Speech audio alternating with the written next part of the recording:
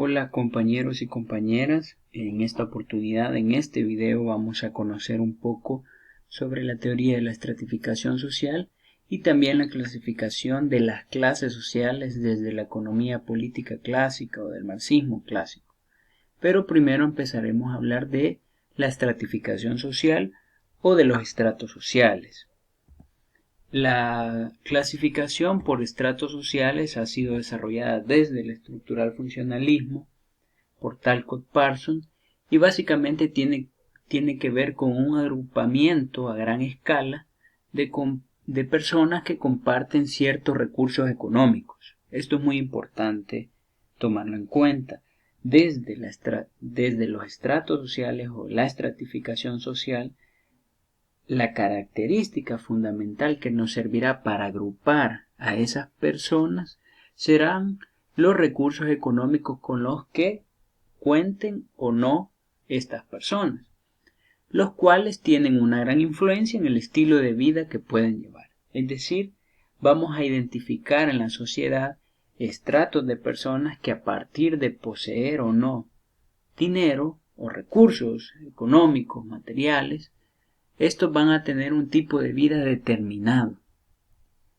Obviamente, y con naturalidad podremos encontrar también dentro de la modernidad, dentro de la sociedad moderna, capitalista, de consumo, muchas veces personas que tengan un estilo de vida o patrones de consumo que no representen en sí ese agrupamiento de personas del que forman parte. Esta categorización de clases sociales tiene 4 características fundamentales. Y esto se toma del libro Sociología, sexta edición de Anthony Giddens. Estas 4 características o aspectos fundamentales tienen que ver con 4 cosas. Primero, que los sistemas de clases son fluidos. Esto tiene que ver, o mejor dicho, en comparación a los estratos o a los estamentos que existieron en algún momento, ¿no? En el feudalismo, por ejemplo, aquí no hay restricciones, ¿ya? Nunca está completamente definido como en el feudalismo, que uno era o siervo, o señor feudal, o señora feudal.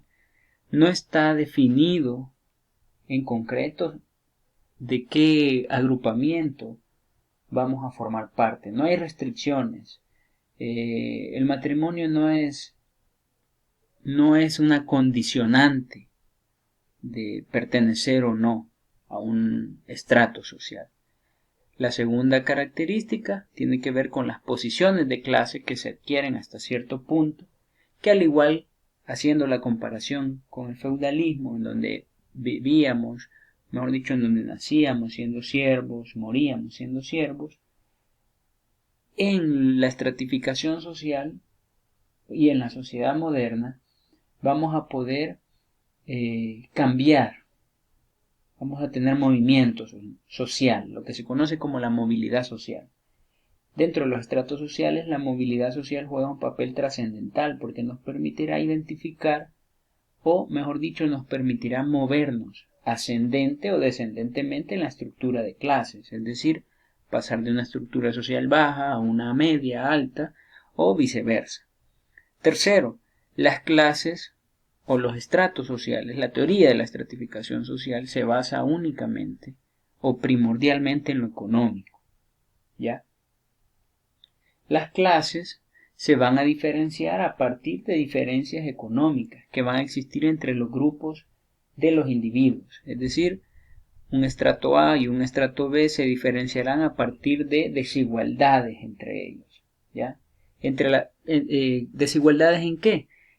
En la posición y control o no de los recursos materiales, ¿ya? En los otros sistemas de estratificación, los factores no económicos, como la raza, sexo, juegan un papel muy importante. En la teoría de la estratificación social no es así.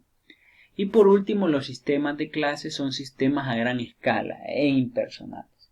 Es decir, que estos sistemas de estratificación son amplios, son grandes, ¿ya? Engloban a una gran cantidad de población, además de que hay relaciones impersonales que en gran escala, es decir, las bases fundamentales de las diferencias de clases se hallan principalmente en las desigualdades de salario y de condiciones de trabajo. Esto en la clasificación de clases sociales, ¿ya? En cambio, en los estratos sociales, los sistemas de clase a gran escala impersonales tienen que ver con el deber, con la obligación y con el estatus, ¿ya? Dentro de la estratificación social juega un papel protagónico el estatus en una categoría que desarrolla Weber, pero que retoma Talcott Parsons de su análisis, ¿no? Que está condicionada principalmente por el dinero y por la educación. Ahora, esta clasificación de estratos sociales, naturalmente, dentro de la educación básica, por lo general se clasifica así, ¿no? Clase alta, alta, alta, alta media, alta baja, clase media alta, media media, media baja, clase baja, baja alta, baja media y baja baja. Cada uno, desde la teoría de la estratificación social, o desde la estratificación social, vamos a decir que nos vamos a ubicar en una de estas clases o estratos sociales a partir de los bienes y de los recursos económicos con los que cuente. O sea, si tengo carro, si tengo casa propia, si viajo mucho, si tengo negocio, si soy profesional. Pero una de las críticas más particulares que se le hacen a este sistema de estratificación social es que es muy subjetivo. Ciertamente yo podré tener una casa de 15 metros cuadrados propia, un carro propio, una profesión, un pequeño negocio, una tienda, qué sé yo. Pero eso no necesariamente, aunque tenga todos esos recursos, esos bienes, no necesariamente me hace formar parte de la clase alta, ¿no? Esa casa de 15 metros cuadrados será una migaja para una casa de 100 metros cuadrados, con piscina, un gran jardín, cochera para 3, 4 carros. Es decir, la estratificación social, al concentrarse únicamente en lo material, en lo material en el sentido de los bienes, de lo que contamos, con las mercancías que contamos y con el dinero que contemos, deja muchos vacíos. Por eso es que hay otra propuesta de clasificación de agrupaciones sociales, que es la de clases sociales, que básicamente viene desde la economía política. Diremos que las clases sociales son grupos cuyos miembros están conectados por una situación económica y social, aquí ya le agregamos social, idéntica, y por intereses comunes. Esto es muy importante porque allá en la estratificación social se concentraba únicamente en los recursos, en lo económico. Acá no. Acá partimos de una situación económica y social idéntica. Es decir, ¿cuál será esa relación o situación económica y social idéntica? Que yo necesito vender mi fuerza de trabajo para recibir a cambio de eso un salario, sea yo profesor, abogado, o sea yo albañil, obrera, ¿ya?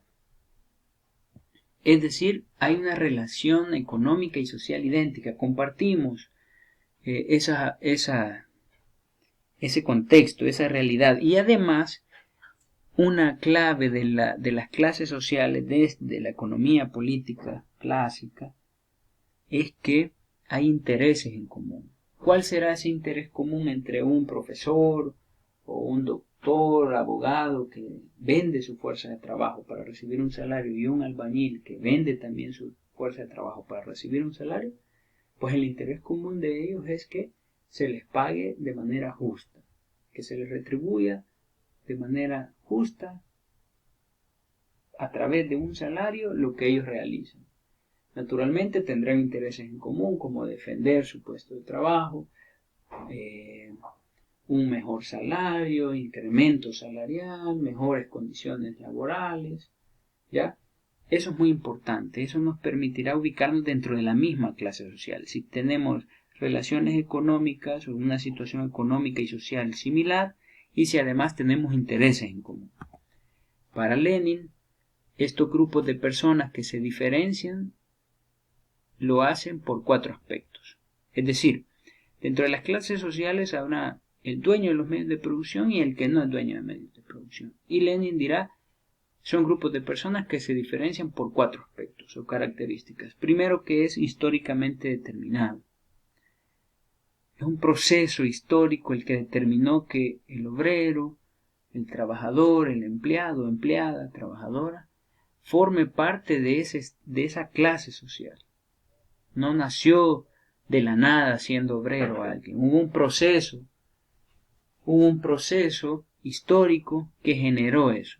Segundo, y muy importante, este es clave, el lugar que ocupan en la producción. Este lugar que ocupa en la producción una clase social estará determinado por si es dueño de los medios de producción o por si únicamente es dueño de su fuerza de trabajo. Tercero, que son antagónicas. ¿El qué es antagónico? Esa relación entre el dueño del medio de producción y el que vende su fuerza de trabajo. Son antagónicos, pero complementarios entre sí. En este sistema capitalista de mercado serán complementarios. Las clases sociales no tratarán únicamente de diferencias de ingresos, como lo hace la estratificación social. Es decir, que las clases sociales no se definen por si alguien es rico o pobre. Las clases sociales, según la economía política o el marxismo clásico, se partirá de burguesía y de proletariado como las dos grandes clases o las dos principales clases, por el supuesto que este es el antagonismo en esencia del sistema capitalista, en donde la burguesía es dueña de los medios de producción, genera explotación a partir de la acumulación de la ganancia, y el proletariado, aquel que vende su fuerza de trabajo física, mental, que tiene su capacidad motriz, sus manos, sus piernas, su cuerpo para trabajar, y que necesita, en tanto no es dueño de medios de producción, vender su fuerza de trabajo.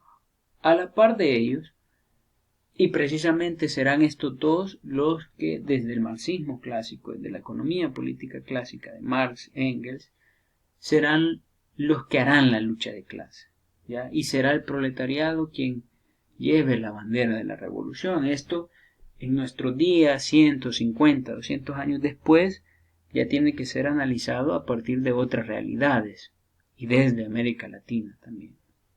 Pero también hay otros grupos o clases sociales que acompañan a estas dos grandes clases, que son la burguesía y el proletariado. Estos 3 grupos son la pequeña clase media o las capas medias, que está conformado por la burocracia estatal, los trabajadores y trabajadoras del Estado, estudiantes también, que ciertamente trabajan, desarrollan una actividad física e intelectual, pero que no generan ganancias, porque no son explotados, ¿ya?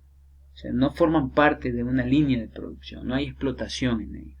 Ciertamente habrán condiciones laborales pésimas y todo eso, malos tratos, jornadas extenuantes, pero en el sentido estricto de la palabra no generan ganancias. Por ende, no hay explotación. La segunda clase social dentro de estos 3, el campesino, que es dueño de su tierra, dueño de su producción, vende su producción, genera riqueza para él. Y el tercero es el lumpenproletariado, que Marx ubica a todas aquellas personas que se nutren del proletariado, ¿ya? En este caso, delincuentes, violadores, asesinos, ladrones, estructuras criminales. Marx ubicará en este sector a la prostitución, pero desde análisis o interpretaciones actuales tenemos que estar conscientes de que esto es un vicio de valores y de moralidad, creeríamos, desde el contexto que habla Marx, ¿no? Entonces hablar de eso desde la actualidad sí es muy complejo. Estos son las cinco grandes clases sociales que componen el marxismo clásico, enfocándonos en la burguesía y en proletariado. Espero que haya quedado claro. Muchas gracias.